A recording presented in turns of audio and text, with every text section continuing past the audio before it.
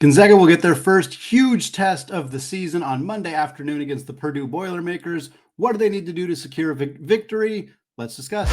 You are Locked On Zags, your daily podcast on the Gonzaga Bulldogs. Part of the Locked On Podcast Network. Your team every day.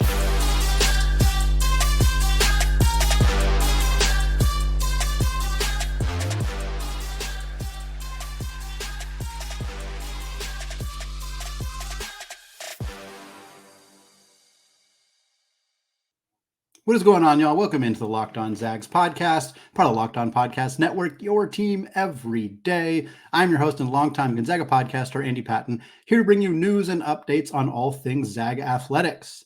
Today's episode of Locked On Zags is brought to you by FanDuel. Right now, new customers can get $150 in bonus bets with any winning $5 money line bet. That's $150 if your team wins. So visit FanDuel.com/lockedon today to get started.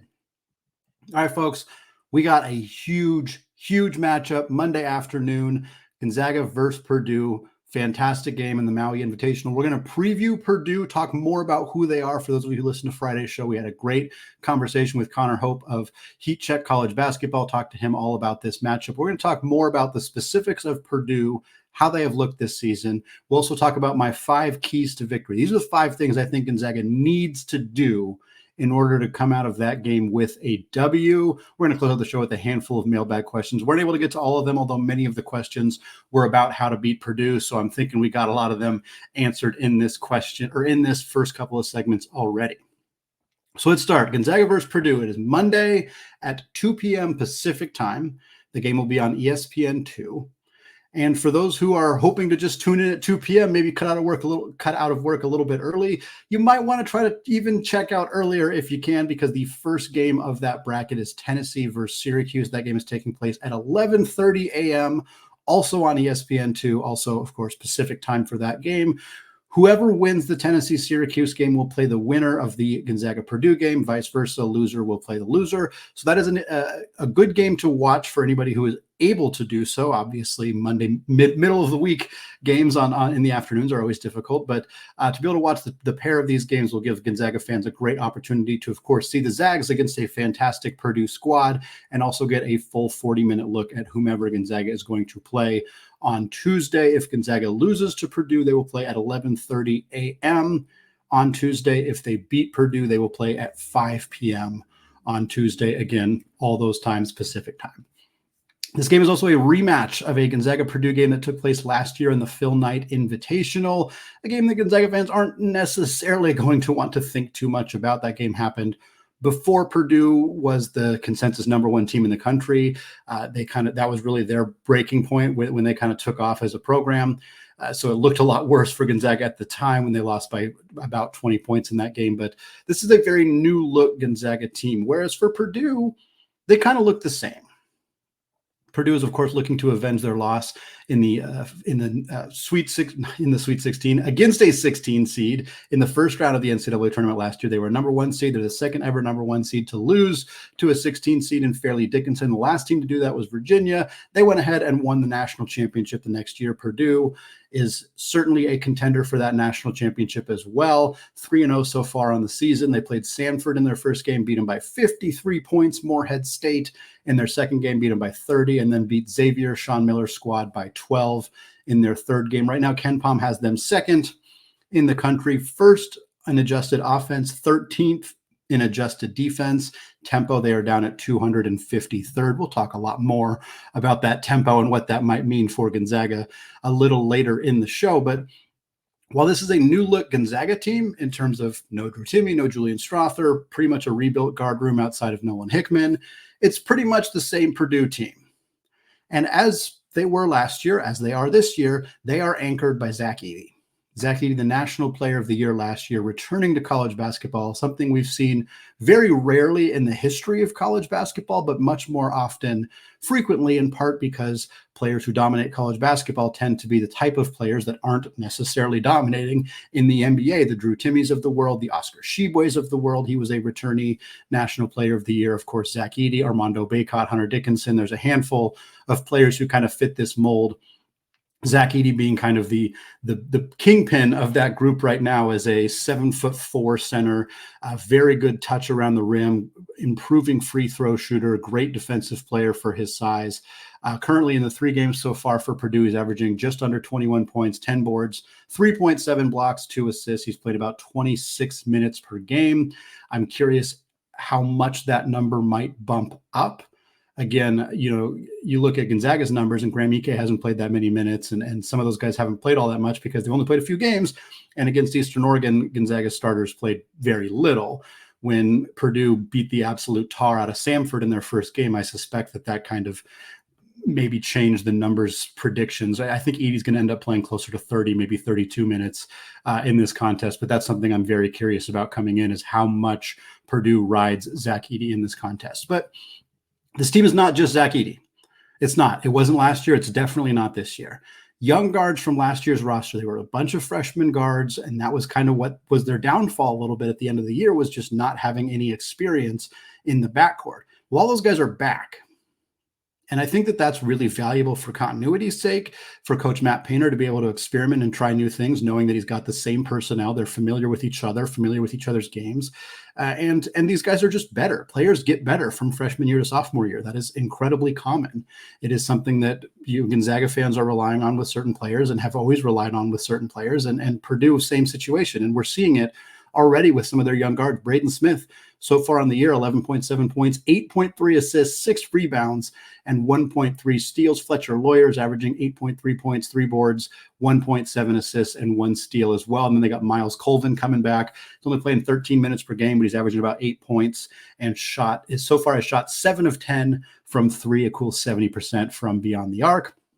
Purdue also added Lance Jones, transfer from Southern Illinois. Again, for those of you who listened to Friday's show, Connor talked a lot about Lance Jones and the matchup issues that he could potentially cause for Gonzaga, and particularly the strain he might put on freshman Dusty Stromer. Lance Jones averaging 9.7 points, 3.7 assists, 2.7 boards, and 1.7 steals so far for the Boilermakers. As a team, Purdue is shooting 46.3% from 3. They're making about 10 per game on about 22 attempts per game. Again, competition level outside of Xavier hasn't been great, but for those who think that, we just let Edey cook and stop the guards, I understand that thought process, and we will certainly talk more about the best ways to beat this team. But the idea that Purdue's guards are incapable of beating a team like Gonzaga is false. Purdue's guards are very good. They are better this year than they were last year. They are a very good outside shooting team. If Gonzaga packs the paint and really tries to stop Zach Edey and lets Purdue's guard shoot, there may be some viability to that strategy. I'm not saying it's wrong necessarily. I'm just saying the assumption that, Purdue's guards won't be able to do that is not true. Purdue's guards are very capable of that. And if you look at Purdue's best games last year, including against Gonzaga, I think they made 12 threes last year against the Zags. They made 4 threes in that Fairleigh Dickinson game. That they live and die by that outside shot. Zach Edey is incredibly critical to this team, unbelievably so. But they also really rely on that outside shooting. That's going to make this a really interesting matchup. And that's what I want to talk about going forward, is what does Mark Few need to do? Because this team looks a lot different than last year's team. They can do a lot of different things. What does that look like? How does that result in Gonzaga advancing into the second round of the Maui Invitational? We're going to discuss that after I tell you about our new sponsor, listening.com. College students, listen up. There's this incredible new app called listening.com, which can take any academic paper, PDF, class material, any of that, and turn it into an audiobook. It can read math equations, technical words, and complicated documents. It also knows how to skip all the citations, the footnotes, and references, lets you jump straight to the chapter or section that you want to listen to. It even has a one-click note-taking button where it automatically puts the last 10 seconds into a notepad so you don't have to type notes while you're listening. Best of all, you usually get the first 2 weeks of listening.com free, but if you use the link listening.com/lockedon, you'll be able to get your first 3 weeks for free. I can tell you right now, I would have loved to have this when I was a college student. So go ahead and give it a try. Get an extra free week when you go to listening.com/lockedon. Listening.com, help make your learning more efficient. Folks, I want to thank all of you for making Locked On Zags your first listen or your first watch of the day. Shout out to those everyday listeners. Shout out to those of you who are listening to the show or watching the show on YouTube. And of course, big shout out to those of you on our Discord channel. If you want to get involved in the Discord channel, you can click the link in the show notes. We're previewing this game, talking about everything going on in the WCC, all things college basketball 24/7 in that channel. Check it out. Right now, though, what I want to do is do my 5 keys to victory. For those of you who have listened to the show the last couple of weeks, you know that we try to do either 5 keys to victory or 5 things I'll be watching for, depending on the opponent. We did not do 5 keys to victory against Eastern Oregon because the result of that game was not really in question. It was more of like, what are things we're hoping to see from Luka Krajinovic and from some of the bench guys? This game, we're talking keys to victory. We are specifically talking about what Gonzaga needs to do to leave the first game of the Maui Invitational with a W. Number 1, watching the Purdue Xavier game, it is clear that Purdue and Zach Edey in particular go under on screens. That makes sense. Zach Edey's not going to chase guards around the perimeter. Purdue doesn't really hedge screens the way that Gonzaga historically has. So what you'll see is when a screen is set by Graham Ike or Braden Huff or whichever of Gonzaga's bigs, Edey is going to play back off of the screen underneath it to prevent Nembhard or Hickman or whoever from getting a free drive to the basket. What that creates is an opening for an open three-point shot. Gonzaga needs to punish Purdue for going under on screens. They need to. This is a huge key in this game. If they can hit enough threes off of that pick and roll to either force Purdue to change their defensive strategy, whether they then attempt to hedge the screens, whether they attempt to go over the screens, which I think is unlikely, whether they do a personnel change, I'm not sure Gonzaga is going to be able to shoot Zach Edey off the floor necessarily, just because of how valuable Edey is on both ends of the floor for Purdue, but they need to punish him for that. If Edey can continue to go under screens and Nembhard and Hickman either aren't taking those threes or aren't knocking those threes down, it's going to allow Purdue to play the type of defense they want to play. It's going to allow Edey to sag off and not have to work as hard defensively, and also allow him to be closer to the rim, preventing players like Dusty Stromer from cutting to the basket, preventing other opportunities for Gonzaga to score in ways that they need to be able to do if they want to win this game. Number 2, another offensive one. This is one that's been very commonly discussed on the Discord channel as well as on Friday's episode with Connor Hope. Zags need to get out in transition. Last year's team wasn't built to get out in transition. It was early in the year when these two teams played, and Gonzaga hadn't really figured out that that was not an area of strength for that team. This year's team it is. Drew Timmy's not on the floor anymore. Nolan Hickman's not running the point guard anymore. Ryan Nembhard is. Ryan Nembhard excels at getting out in transition. He's one of the quickest guards Gonzaga has ever had. He's in that Ryan Woolridge, Dimitri Goodson conversation of quick, get it and go. The personnel for Gonzaga, Anton Watson is great at getting out in transition. Dusty Stromer is going to excel in that area without a doubt. I think Gonzaga's bigs will see how Graham Ike, Braden Huff, those guys do getting out in transition, but by and large, I think this team is more equipped to be a run and gun, score in transition type offense. And I think they're going to need it if they want to beat Purdue.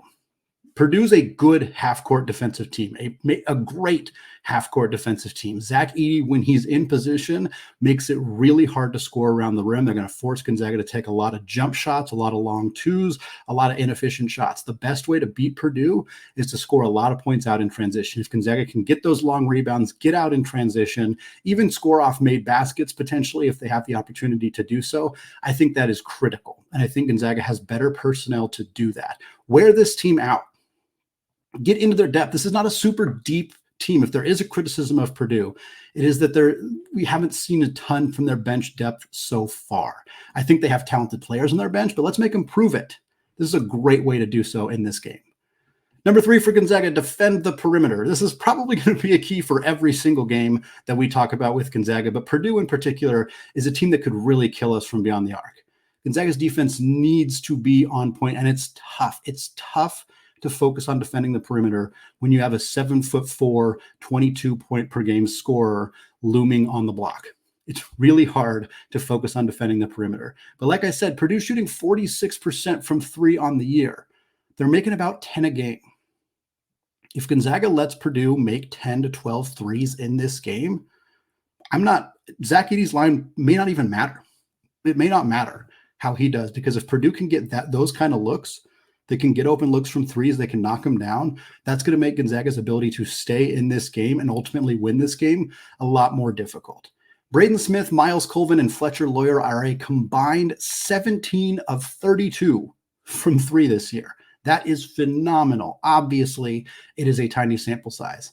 But again, this is not just a, hey, we shut Edey down and make the guards beat us type of situation, because we got to do more than just that. Otherwise, those guards will beat us. That is what will happen, is Gonzaga will lose if they don't do enough to stop those guards. So it's going to be a key, huge key in this game. Number 4, force some turnovers. Purdue's averaging about 11.3 turnovers per game. That's pretty good. Granted, again, 2 of the opponents they've played are small major teams that probably aren't really super capable of forcing a lot of turnovers for a team like Purdue. Xavier is not a great defensive team, so I'm not exactly shocked that Purdue has done a good job of taking care of the basketball, but this is an area that Gonzaga is going to need. Take possessions away from Purdue. Anton Watson is one of the best, has some of the best hands in all of college basketball. His ability to strip the basketball, get steals, get out in transition that way, vital. This is a huge test for Dusty Stromer as well. By all accounts, Dusty Stromer has the ability to be a very, very good college basketball defensive player. Is he there yet? Most players are not great defenders by their third college basketball game. This is Dusty's first real big test. How does he look defensively? Can he get some strips? Can he frustrate Purdue's guards, put them in positions where they have to get rid of the basketball a little bit earlier? Basically, forcing turnovers is a part of this, but really the main goal here is don't let Purdue comfortably get into their offense where they can get the ball to Zach Edey. There should be very few possessions where Purdue can walk the ball up the floor, set up in their offense, find a way to get Zach Edey the basketball on the block. If they're able to do that routinely, it's going to be really hard to win this basketball game for the Zags. And number 5, the last key here, start fast. The Zags have a history, not just this season, there's only been a couple of games this year, but they have a history of starting games kind of slow. For those of you who have watched most, if not all, Gonzaga basketball games, you're incredibly familiar with this. The amount of times Gonzaga goes into the under 16 or under 12 media timeout, letting some team hang around or even have a lead early in the game. I mean, it happened with Yale not that long ago. Yale's a good squad, but the amount of times you'll see somebody on Twitter being like, ooh, Gonzaga with the eyeballs emoji because they're losing a game to a team that they're ultimately going to end up beating by 26 points. It happens routinely. If you start slow against Purdue, your odds of coming back in that game are just a lot more difficult. I would love for Matt Painter to have to call a timeout before the first media timeout or before the second media timeout. If Matt Painter, the Purdue coach, has to call a timeout because Gonzaga's on a big run, because they've gotten 3 turnovers in a row, because they've scored in transition, and the Purdue is down 6, down 8, down 12, whatever, that's fantastic. Gonzaga's not going to win this game in the first 4 minutes. Purdue will bounce back if that happens. I promise you, Purdue is good enough to keep this thing close throughout. But getting out to a fast start, jumping out to an early lead is a huge confidence booster for this roster. It sends a message to Purdue that this team, yeah, you may have beat us last year and we may not have our all-time leading score, but this roster is fully capable of beating you. Sending that message, building that confidence early in the game is vital for Gonzaga to be able to pull off this victory and play at 5 p.m. on Tuesday in the winner's bracket.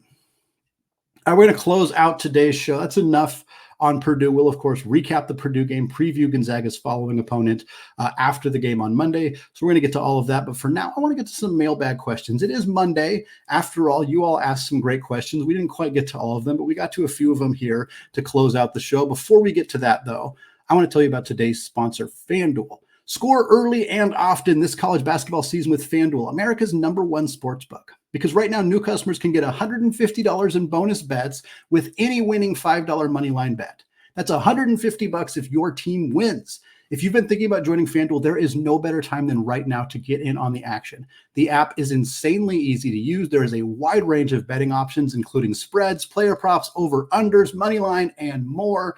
And right now, the Zags currently have 800-1 odds to make the Final Four. Those odds are going to go up if Gonzaga beats Purdue. So if you want to get in on the action right now, $25 bet nets you $200 if the Zags find themselves in the Final Four. So visit FanDuel.com right now and go to FanDuel.com/lockedon, kicking off the college basketball season. FanDuel, an official partner of the NFL. All right, folks, closing out today's show with 4 Mailbag Monday questions. For those of you who want to get involved in Mailbag Monday, you can reach out to me on Twitter at AndyPattonCBB. The best way to do so, however, is to reach out on our Discord channel. Again, there's a link in the show notes. You click that. We have a channel called Mailbag Questions. You submit them there. They go right to me. Very, very easy process to get those answered here on the show. Again, didn't get to all of them this week, especially when Gonzaga plays Monday games. It's a little bit trickier, but we're going to try to get to all of these eventually. This first question here comes from Molaskis on Discord, who says, would you rather have the Zags beat Purdue and lose to Tennessee and Marquette, or lose to Purdue and beat Syracuse and UCLA? Which would be better for the team's tournament resume? If those are the two situations that we're given, I'd much rather beat Purdue. Yes, going 1-2 feels worse than going 2-1, but a win over Purdue and a loss to a top 10 Tennessee team, frankly, probably top 5 when all is said and done, and then a loss to a top 5 Marquette team, that is all better than the alternative, which is Gonzaga losing to the only ranked team they play in Purdue, and then beating an unranked UCLA team and an unranked Syracuse team. Don't get me wrong, both of those are quality wins. I think there's a chance UCLA ultimately ends up ranked at some point this season. They are a young team. They have a lot of international players who haven't quite found their spot. They actually just got one of their forwards cleared to play today as I'm recording this on Sunday evening. So to me, UCLA is a great win. Syracuse is a quality win. But I would rather beat Purdue, which is a better win than both of those, and lose to top 10 teams. Because yes, it still hurts the resume to have 2 losses on it, but it doesn't hurt as much to lose to really, really good teams. And beyond that, it just makes Gonzaga better. Playing Purdue, Tennessee, and Marquette in a 3-day period will make Gonzaga better. 1-2 or not, it will make them better. Tennessee is one of the best defensive teams in the entire country. Marquette is one of the best offensive teams in the entire country. Purdue is great at both. Those are really good opponents for Gonzaga to play. If those are the 3 games Gonzaga plays, I'm completely content knowing how much better this program, this team, this unit is going to be heading into March because of the experiences they gained against those 3 teams, even if it resulted in 1 less win than the alternative. Next question here comes from Kevin via a Twitter DM. Kevin says, if Hunter Sallis had stayed at Gonzaga, would he have started on this team? If so, how would the lineup be different? You'd definitely be starting right now with Steele Venters out. I'm not sure if he would have been projected to start until the Venters injury happened, but I would be shocked if Mark Few would start Dusty Stromer over Hunter Sallis on this roster. But to be honest, regarding Hunter Sallis, I don't think this will be the last time I answer questions about him. For anybody who watched the Wake Forest LSU game on Sunday, he looked unbelievable in that game. I mean, absolutely fantastic. He just wasn't a fit at Gonzaga. A lot of people have kind of taken one pole or the other. Extremism is just particularly common in the social media era. So you have a lot of Sallis is good, so Mark Few was wrong. Or Few was right because Sallis is playing on a worse team. It's not an extreme in either way. To me, Sallis didn't fit this team and this roster and this offensive style as well as he fits at Wake Forest. It's literally that simple. To me, it's not more complicated than that. He made a choice to go somewhere that better fit what he wanted to do offensively and helps C. Forbes and Wake Forest be better. Doesn't mean that Mark Few was wrong necessarily. You also, for those of you who listened to my show last year, you know that I criticized Mark Few for how often he played Hunter Sallis. So I'm not saying that Mark Few was absolutely not wrong. I'm just saying that Sallis's performance at Wake Forest to me doesn't necessarily indicate rightness or wrongness for Coach Few in this situation because it's just different. It's just a different stylistic thing. Hunter Sallis is great. He's playing great at Wake Forest. He would probably start on this team. It would allow Dusty Stromer to be in a more comfortable role coming off the bench. It would give Gonzaga more depth. It would hurt their spacing on the floor a little bit more. But again, Sallis just wasn't a great fit in Spokane, and I'm happy to see him succeeding somewhere else. Next question comes from Pete_22909 on Discord, who says, is there any scenario where we will see Braden Huff and Graham Ike on the court at the same time? It seems that given Braden's ability to shoot from distance would allow him to play as a stretch 4. It also seems like that lineup would be better for rebounding and rim protection. What would be the downside?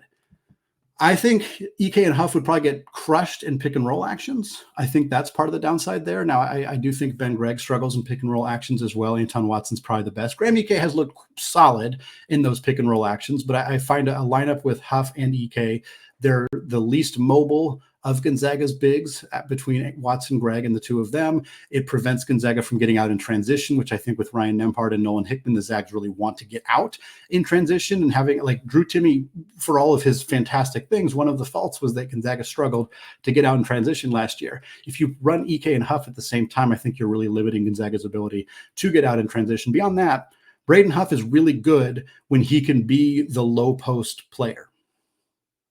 I mean, yes, Huff's a great three-point shooter. He's looked phenomenal as an outside shooter. But most of Braden Huff's dominance in this season, in the regular season, in the exhibition season at Craziness, has been as a low post back to the basket scorer. If you have him and EK on the floor at the same time, he can't do that. While I think he's capable of playing away from the basket, you're preventing him from doing what he's best at. And I don't know why you would do that. Bring Braden Huff off the bench, have him play when EK's not playing. Allow him to be the best version of Braden Huff, which is a low post scorer who can also step out and stretch the floor. To answer the question overall, will they play together? I imagine at some point, yes. I don't think they're going to never play a single minute together, but I think there's a very obvious reason why it's not happening, and I think that should continue to be the case for the Zags going forward. Final question of the show, another one from Kevin via Twitter DM. He says, what would Domantas Sabonis need to do over the next 5 to 10 years to be considered for the NBA Hall of Fame? So I don't think Domantas Sabonis is particularly close right now. And to be honest, I don't study the NBA or the National Basketball Hall of Fame all that often. They've made some odd decisions. The Basketball Hall of Fame is a tricky one to kind of pin down and figure out.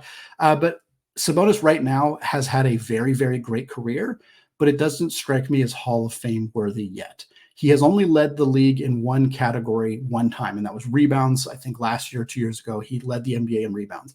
Never led the NBA in scoring in any other category, in field goal percentage, whatever it may be. He has 3 All-Star games, which is great. He has 1 All-NBA nod, and it was a third team. So you're looking at his right now, who he is in his era. He has never been considered the best player of his era. Never been really considered a top 5 player, top 10 player of his era. And that shouldn't necessarily be the baseline for getting into the Hall of Fame, but you need to be pretty close to that conversation. And I guess to answer the question, Sabonis would need to do a lot. He would need to do a lot to be an NBA Hall of Famer. I don't think it's impossible. I do think it probably requires him to win a ring. The number of players who make the Hall of Fame who don't lead their team to a championship are elite tier players, are the Barkleys, the Stocktons, the Malones, those types of players. I don't think Sabonis is at that level. He probably needs to make 4 to 5 more All-Star games, which frankly is possible. I don't think that's outside the realm of possibility. A couple more All-NBA nods would be great if he could get at least 1 All-NBA first team, but in an era where he plays with Nikola Jokic and Giannis Antetokounmpo and Joel Embiid and everybody else that plays that kind of 4-5 hybrid position, I just have a hard time seeing Sabonis get a lot of All-NBA first team nods, if any, quite honestly. And so I think if he's like, maybe he gets a second team nod, a couple more third team nods, 4 or 5 more All-Star games, all of that plus continually putting up 19 and 12 with 5 or 6 assists, that's going to get him some really nice accolades. It's going to get him some really nice career stats.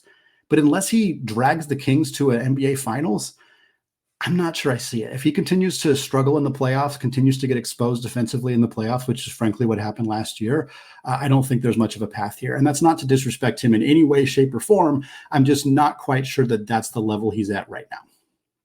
That's going to wrap us up for today here on the Locked On Zags podcast. Thank you so much, folks, for making the show your first listen or your first watch of the day. Shout out to those everyday listeners checking out the show on YouTube. We'll be back on Monday afternoon, shortly after Gonzaga's game against Purdue. We'll have a new episode breaking down that game, previewing Gonzaga's next matchup against either Tennessee or Syracuse. So stick with us here as we get into Feast Week and the most exciting non-March week of the college basketball season. Thanks so much for listening. And until next time, as always, go Zags.